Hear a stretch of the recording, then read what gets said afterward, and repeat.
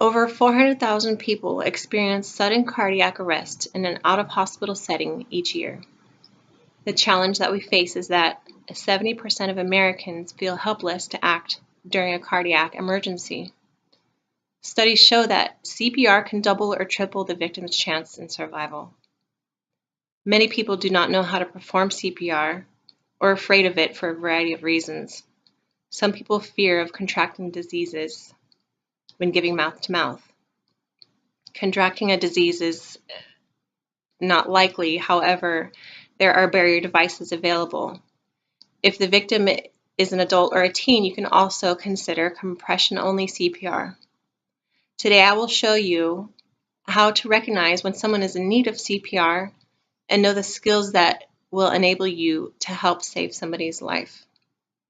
Only 32% of cardiac arrest victims get CPR by a bystander, and only 8% of people who suffer cardiac arrest survive outside of a hospital setting. I'm hoping to build confidence and knowledge to help be able to change these statistics. When the breathing stops, the heart will soon stop.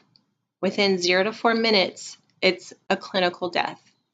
4 to 6 minutes, brain damage is possible. 6 to 10 minutes, brain damage is likely. 10 minutes, brain damage is irreversible and biological death, and it's considered a biological death. So timing is critical. Let's get started. So what exactly is CPR? Cardiopulmonary resuscitation, which means that both your heart and your lungs have stopped. Resuscitation means to revive or start your heart and breathing again. There is a chain of survival that sums up the steps necessary to save someone's life. Let's take a look at what to do. First, you need to recognize cardiac arrest or when someone's heart has stopped. Then activate the emergency response system or call 911. Perform CPR with an emphasis on compressions. When an AED is available, it should be used immediately. When help arrives, they will give advanced life support and post-cardiac arrest care. Remember the ABCs of CPR. Check the airways. Check if they're breathing, and then start compressions. Now that you know what CPR is, let's get started on the process. When approaching a scene, you need to make sure it is safe before approaching the victim. Otherwise, you could end up a victim yourself. Check for electrical wires, chemical spills. If the victim is wet, make sure you dry him off or her. And then approach the victim. Tap him or her hard enough as if you were trying to wake them up. If they do not respond, call 911. Either yourself or ask someone to call and get an AED. An AED is an automated external defibrillator. The device automatically diagnoses the life-threatening cardiac arrhythmias of ventricular fibrillation, which means it detects the rhythm of the heart, and then when it's perfect timing, it can shock the heart back into the right rhythm. Next, assess the victim's breathing. Listen for breathing and check airways to see if there's anything lodged in their throat. If they're not breathing, perform 30 chest compressions, then give 2 breaths. Your hand should be placed on the breastbone in the center of their chest.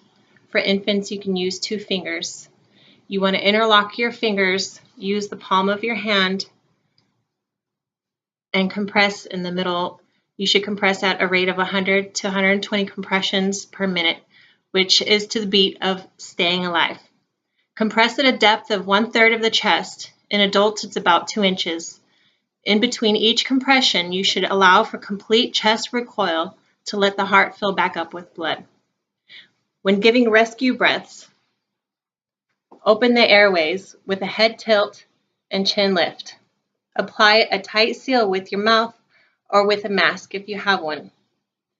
To apply the tight seal, you can grab it with, like this, with your 3 fingers underneath the jaw and make sure it's closing over the nose and the mouth. And you give 2 breaths. And you want to do this for no longer than 10 seconds. If you had a partner you sent to get the AED, have them start to attach the machine to the victim. When using an AED, first thing to do is turn the machine on. Place the pads on the chest according to the pictures and then plug it into the connector. Listen to the prompts of the AED. It will instruct you what to do. If a shock is advised, the AED will charge and prompt you to deliver a shock, or it will prompt you to resume CPR. When performing CPR, remember to check compressions, airways, and breathing. In abbreviation, it's CAB, compressions, airways, breathing.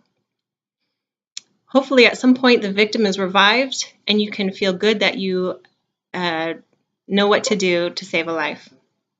CPR is simple. Just remember to check scene safe. Remember the ABCs of CPR, airways, breathing, compressions. If you have an AED, first turn it on and use it immediately. The machine already knows what to do. This makes up for not remembering in the critical moment. Hopefully I've showed you how to recognize when someone is in need of CPR and how to perform the skills that will enable you to save a life. I want more people to be confident if and when they are faced with an emergency situation. I encourage everyone to invest in a CPR certification. The more we know, the more confident we will be. Thank you.